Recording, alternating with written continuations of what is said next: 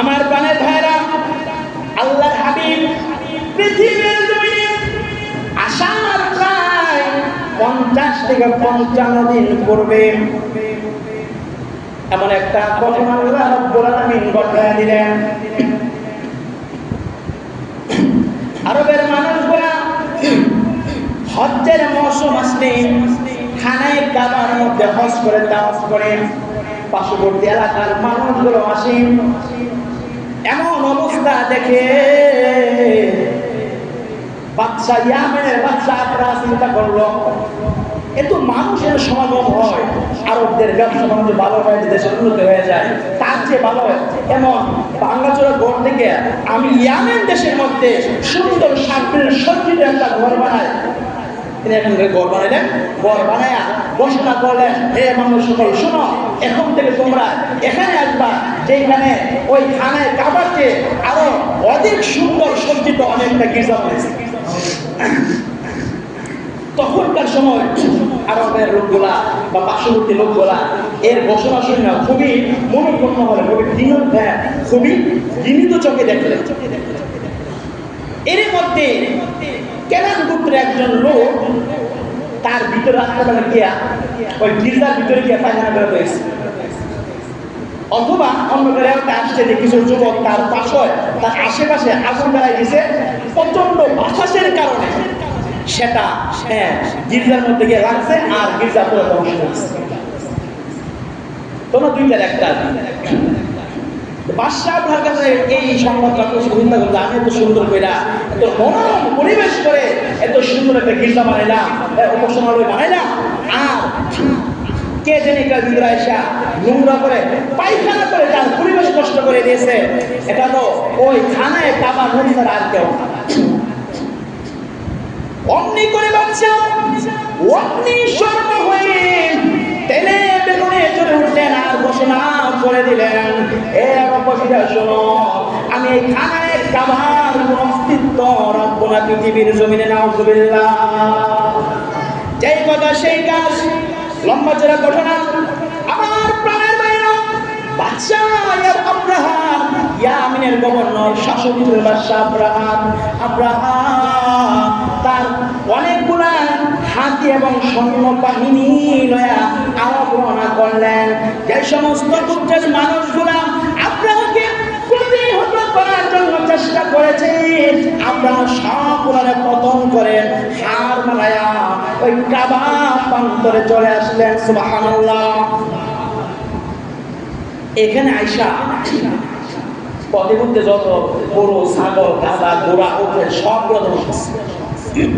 এর মধ্যে নবীজির দাদা প্রায় 200 গরু আছে। কত? 200। আয়েশা তখন তার সারামধ্যে পাঠালেন, যে দেখো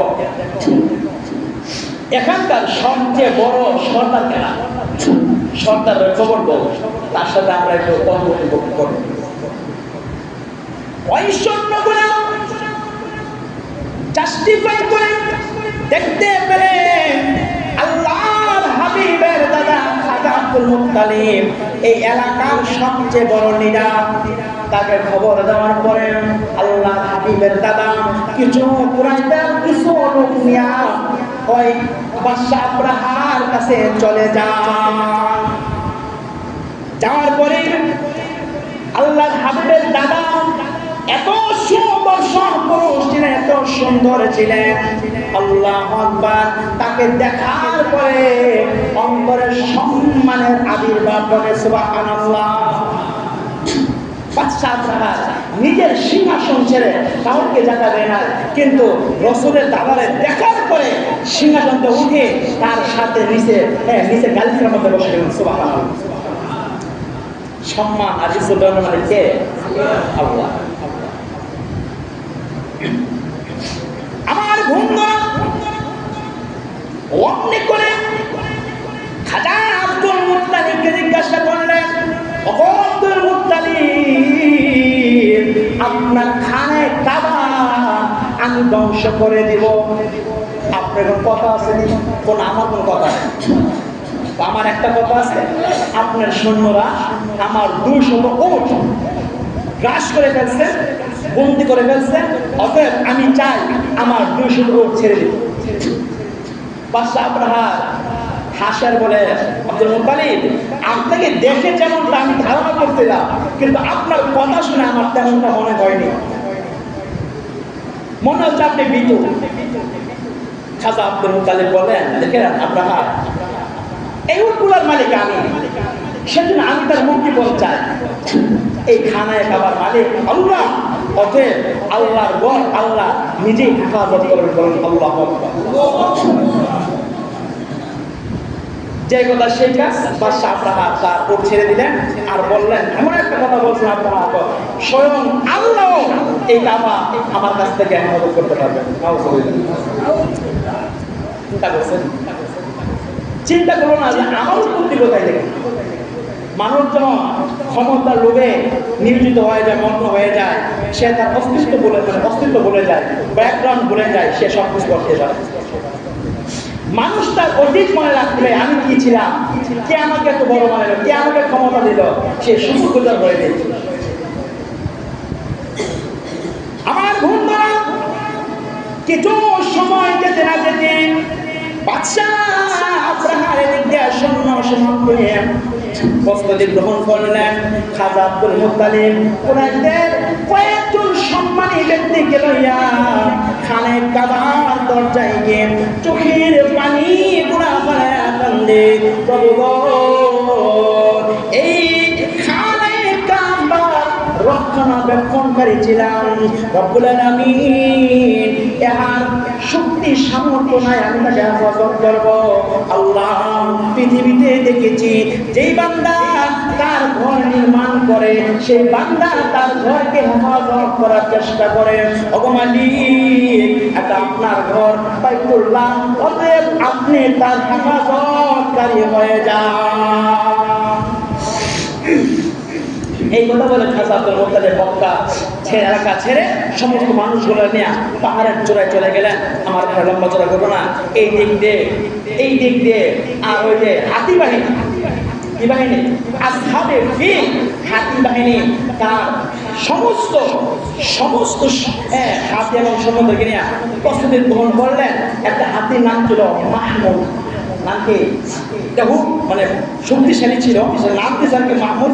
তো যিনি মানে ড্রাইভার ছিলেন, তখন হাতির কানে কানে বললেন, মাহমুদ তুমি এখানে বসে যাও, এখানে বসে যাও, সামনে যাও না, না হয় তুমি পুলিশ সাথে হয়ে যাবা। এই কথা বলে পলায়ন করছে।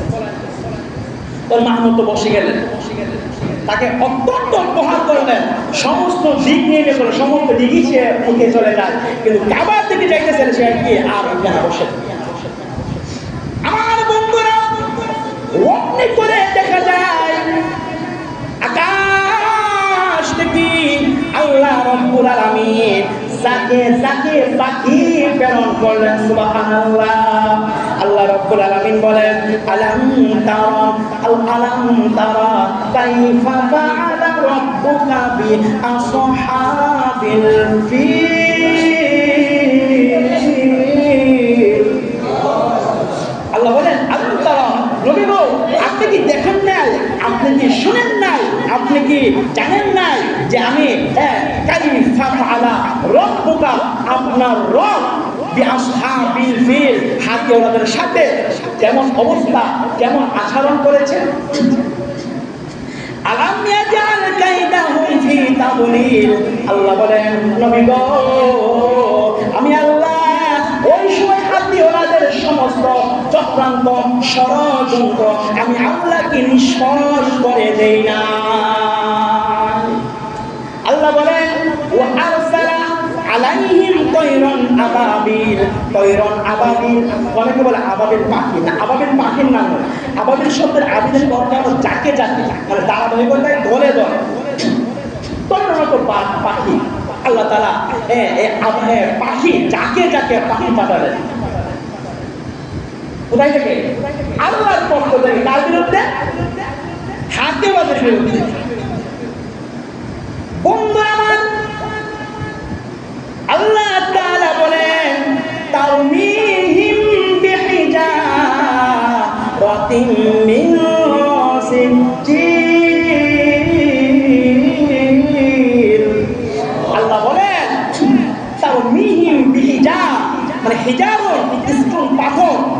যে আল্লাহ বলে পাথর এবং মিন সিজ্জিল মানে কাপড় কঙ্কর আর কি, পাথরের কঙ্কর, ওই পাখিগুলো টুপি ছিল একটা পাথরে অথবা পায়ে ছিল দুইটা করে।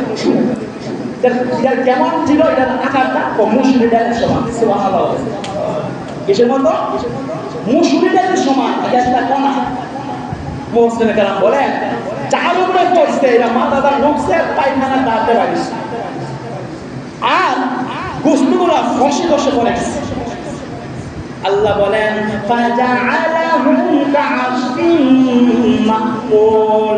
নবী গো, আমি তাদেরকে যেমন এমন ভাবে করেছি, কাআসফিন এমন ভাবে করেছি, অর্থাৎ ভূষিত করেছি।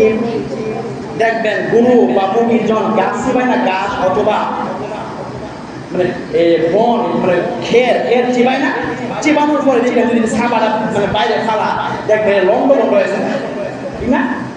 আল্লাহ বলেন হ্যাঁ, তাই চিবানো গাছের মতো করে আমি প্রত্যেকটা স্বর্ণকে লন্ড ভন্ড করে দিলাম। সুবহানাল্লাহ বলেন। বন্ধুরা আমার, শুধু তা না, বাদশাহ প্রহার সহকারী প্রত্যেকটা অঙ্গ প্রত্যঙ্গ ছিঁড়ে ছিঁড়ে জমিনের মধ্যে পড়তে লাগলো। আরে আল্লাহ বলেন আমি যাকে যাকে পাখি পাঠালাম প্রত্যেকটা পাখির মুখের মধ্যে মুসুরি ডালের সমান পাথরের কণা ছিল, এক একটা কণা পারমাণবিক বোমার মতো ছিল। সুবহানাল্লাহ। তসতস করে দিয়েছেন। এমনকি বাদশাহ আব্রাহা যখন কোন রকমে তাই যে ইয়ামিনের রাজধানী সানআতে চলে গেছেন, হাত নাই শেষ পর্যন্ত কলিজা ফেটে ব্রাষ্ট হয়ে মারা গেছে। সুবহানাল্লাহ। এখান থেকে সুস্পষ্ট বোঝা যায় আল্লাহর বিরুদ্ধে, কোরআনের বিরুদ্ধে যারা যাবে আল্লাহ তাআলা তাদেরকে এই দুনিয়াতে জুতা পিটা করে দুনিয়াতে নিস্তানাবুদ করবে। ঠিক কিনা বলেন? এই পৃথিবীর জন্য যত মানুষ আল্লাহর বিরুদ্ধে গেছে, উলামায়ে কেরামের বিরুদ্ধে গেছে, পীরদের বিরুদ্ধে গেছে, ইসলামের বিরুদ্ধে গেছে, আল্লাহ তাআলা তাদেরকে কিছুটা সময় দিয়েছেন, ছাড় দিয়েছেন। কিন্তু আমার ভাইরা আপনারা দেখেছেন ছেড়ে দেন না। ঠিক কিনা বলেন? আল্লাহ সুযোগ দেয় ফেরাউনকে, একদিন নয় 400 বছর ফেরাউনকে সময় দিয়েছেন সেই হেদায়েতের পথে চলে আসে না, আসে নাই। আল্লাহ তাদেরকে নিস্তানাবুদ করেছেন, তাকান নমরুদের দিকে আল্লাহ সময় দিয়েছেন, আসে নাই। আল্লাহ ছোট একটা মশা দিয়ে তাকে অপমানিতভাবে লজ্জিতভাবে মরণ দিয়া পৃথিবীর জমিন থেকে বিদায় করার জন্য। ঠিক না? আজও বলি যারা ইসলামের কথা শুনে যাদের গায়ের মধ্যে আগুন জ্বলে, কোরআনের আইন দেখলে যাদের মনের মধ্যে আগুন ধরে যায়, তাদেরকে সুস্পষ্ট ভাষা বলতে চায় তোমরা ওই দিকে তাকাও, ইতিহাসের দিকে তাকাও। ইসলামের বিরুদ্ধে গিয়ে কেউ শান্তি পায় নাই, কেউ নিস্তার পায় নাই, অতএব তোমরা নিস্তার পাবে না। ঠিক কিনা? আল্লাহ পাক রব্বে কারীম সকলকে ইসলামের পথে চলা তাও ফিরতেন। সকলে বলেন আমিন। যে কথাটা বলতেছিলাম যে আব্রাহাম শেষ পর্যন্ত ধ্বংস হয়ে যায়। আল্লাহ মুফাসসিরিনে কেরাম বলেন রাসূল পৃথিবীতে আসার 50 থেকে 55 দিন পূর্বে মহান আল্লাহ এই ঘটনা ঘটায়া বুঝাইতে চাইলেন আর এই দেশের মধ্যে অগ্নিপূজা চলবে না, নিজের ক্ষমতা চলবে না, কারণ আমার রাসূল অচিরে আমি আল্লাহ তাআলা এই পৃথিবীর জমিনে প্রেরণ করতে চলবে। সুবহানাল্লাহ।